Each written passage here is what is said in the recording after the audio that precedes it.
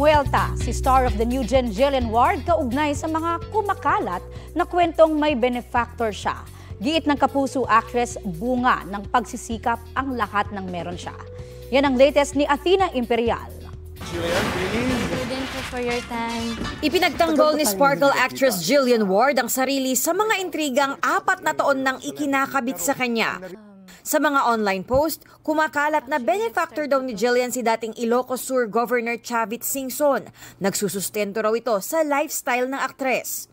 Lahat ng meron ako, binili ko with my own money. I can afford it with my own money. Gumagawa po sila ng mga fake news na kesyo may nagbigay sa akin. And it's all fake. So sobrang nakakabastos po siya kasi sobrang below the belt na rin po yung mga ginagawa nilang kwento. Sa mga pag-uusap online, iniuugnay kay Singson ang mga sasakyan, properties at investments ng aktres. When I was 16, bumili po ako ng Porsche Boxster. Meron po akong naging endorsement deal at the time, skincare brand siya. It was a second-hand car. Nabili ko po siya for 1.2 million. May deed of sale din po ako. Lahat po yan may resibo po ako, lahat ng investments ko. I'm very open about it. Inisa-isa rin ng Kapuso star ang mga nag-ambagan para sa kanyang 18th birthday celebration na sinasabing sponsored umano ni Singson. Yung debut ko po, even yung GMA, nag-share po sila for my debut. Doon sa gastusin? Yes po, sa gastusin. Yung mga endorsements ko po, nag-give love din po sila.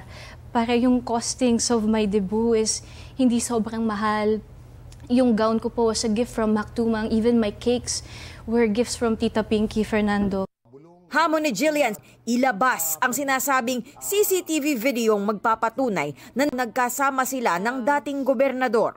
Masama rin ang loob ni Jillian dahil idinadawit sa isyu ang kanyang inang apektado na rin ng kumakalat na impormasyon online. Yung pinaka-turning point din po sa akin is yung family ko, binabastos na rin po, especially my mom.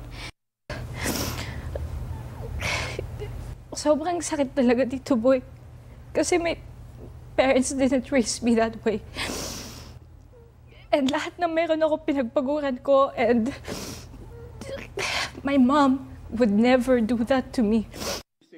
Mariing itinanggi ni Jillian na may ugnayan sila ni Singson. Bagay na nauna nang itinanggi ng dating gobernador.